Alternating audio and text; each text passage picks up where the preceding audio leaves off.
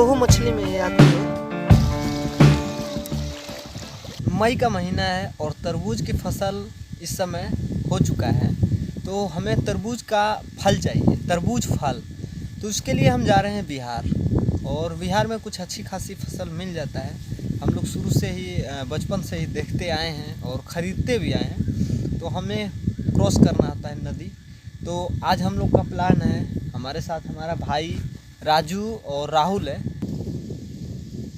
यहाँ से हमें तय करना है करीब 1.5 किलोमीटर दूरी की यात्रा को। कर्मनासा नदी बहुत ही नज़दीक आ चुका है, ज़्यादा दूर नहीं है, सिर्फ चंद कुछ ही कदमों पे नदी आ जाएगा और हम लोग को क्रॉस करना है, क्योंकि उसमें कोई भी बोट नहीं है, नाव नहीं है, और ऐसे ही पानी में उतर के उस पर जाना है। अब अंदाज़ा ये लगा रहे हैं कि अगर पानी थोड़ा कम रहेगा तब तो सही है, नहीं तो फिर पूरे कमर भर पानी लगने का अंदेशा है। बहुत जल्दी नदी के पास आ चुके हैं, जो कर्मनासा नदी है, बिहार और यूपी को विभाजित करती है। हमारे यहाँ यही है और उस पर बिहार है। और जो तरबूज की फसल वाली जो खेत है, यहाँ से देखिए आप लोग ध्यान से, शायद कोशिश कर रहा हूँ दिखाने की।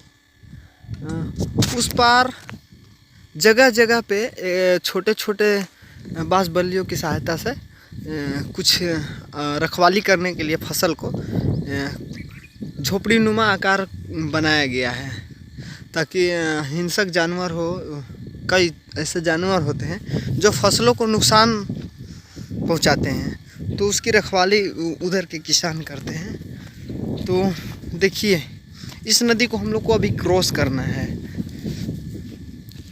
नदी को पार करके उस पार जाना है।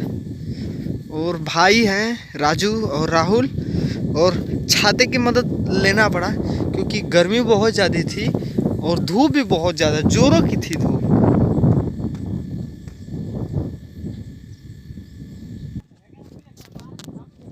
बहुत ही खास चीज़ देखने को मिला, मछली। इसकी जान बचाने की कोशिश करेंगे। पानी में एक है मछली, हुई हुई मारना नहीं, हुई हुई, शायद रोहू है क्या, रोहू।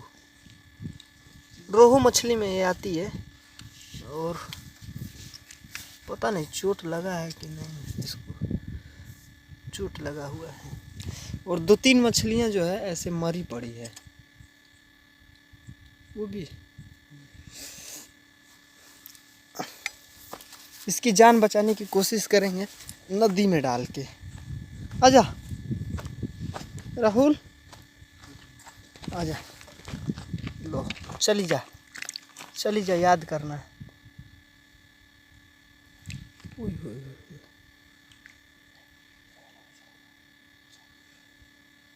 चली जा,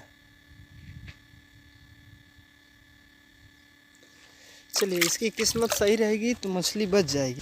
तो अभी यहाँ पे हम लोग कपड़े निकालेंगे। भाई निकालो निकालो, हमें भी निकालना पड़ेगा, क्योंकि पानी का कभी भी ये हो, आयतन आकार जो भी है बढ़ सकता है।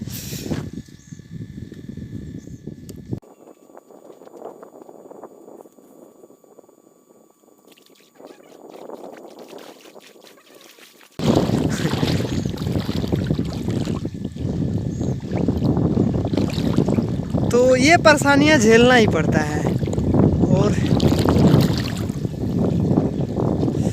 सिर्फ तरबूज की लालच में हम लोग को उस पर जाना पड़ रहा है।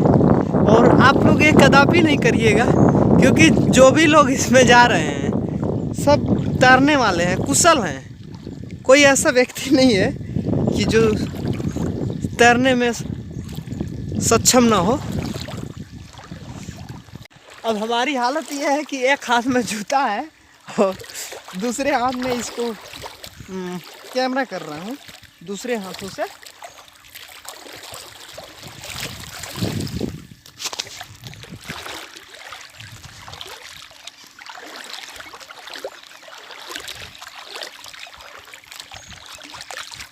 तो अभी का सीन जो बन रहा है यही बन रहा है। राजू,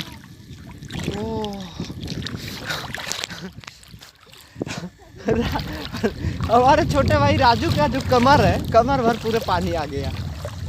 कोई बात नहीं राजू भाई, चलते चलो चलते चलो।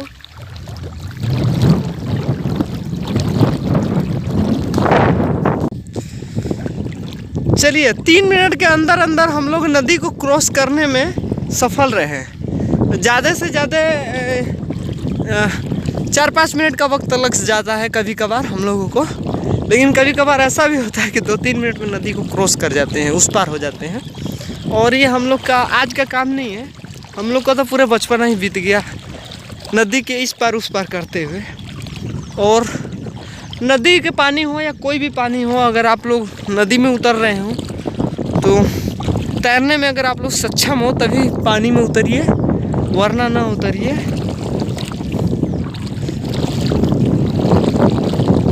चलिए बिहार की धरती नज़दीक आ चुकी है और बस अब बिहार की धरती पे आ चुके हैं। अब इसे हम कह सकते हैं कि बिहार आ चुकी है। धूप बहुत ज़्यादा जोरों की है, तो आप लोग देख रहे होंगे, खासकर जो ब्लॉगिंग करता हो, ब्लॉग शूट करता हो, वीडियो शूट करता हो, तो दिक्कतें यही आती है कि ऊपर से जो रोशनी आती है ना, वो पूरे ऐसे आती है सर के ऊपर, ठीक है ना। तो ऐसे कैमरे में देख के बात करने में थोड़ी ये परेशानियों का सामना करना पड़ता है, आंखें दबने लगती है। और वैसे भी दोपहर का वक्त है, आप लोग समझ सकते हैं। जूता पहन लें।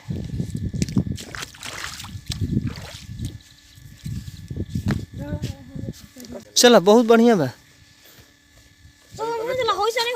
चलिए चलिए।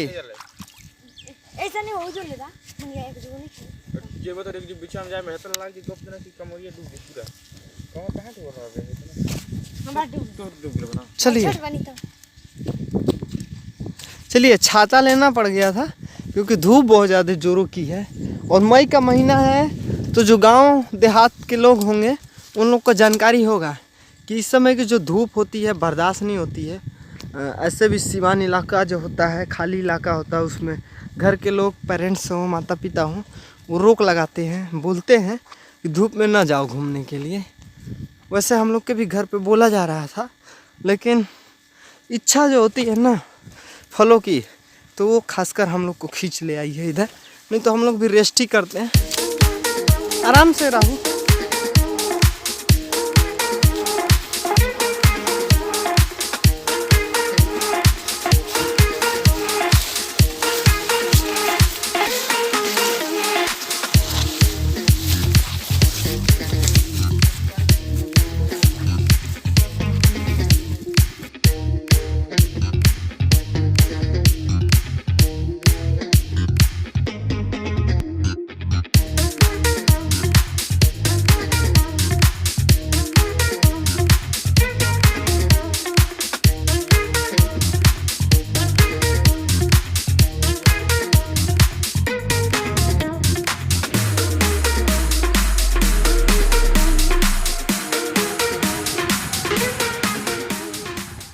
ऊबड़ खाबड़ रास्ते और धूप और नदी को पार करते करते हालत कुत्तों वाली हो चुकी है।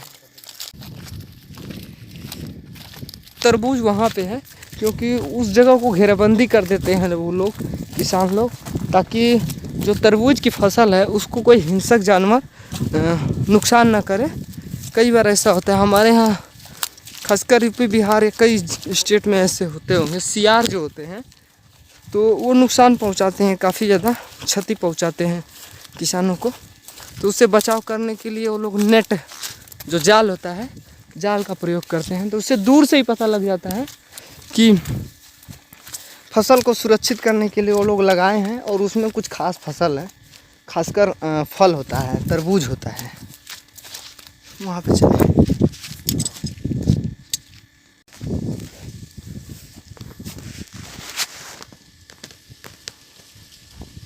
कब से चाचा पनुआ ना रोपा था यार? 2-3 साल से, 2-3 साल से ना रोपा था पनुआ।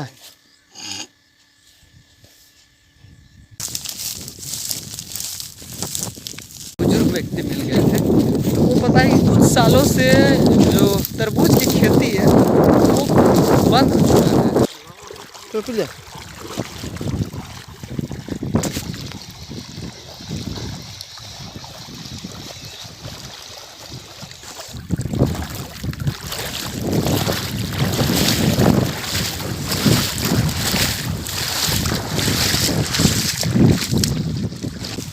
खोदा पहाड़ और निकली चुईया साबित हुआ है। जिस तन और मन से गए थे वहाँ पे तरबूज की फसल लेने के लिए, वहाँ पे एक बाबा जी एक मिले तो वो बताए कि कुछ सालों से तरबूज की फसल को नहीं लगाया जा रहा है।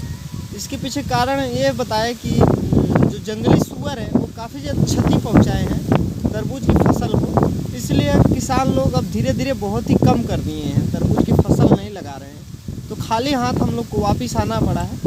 तो बस यही था आज के लिए, और फिर मिलेंगे आप लोग से अगले वीडियो में जो एक अगला आने वाला है।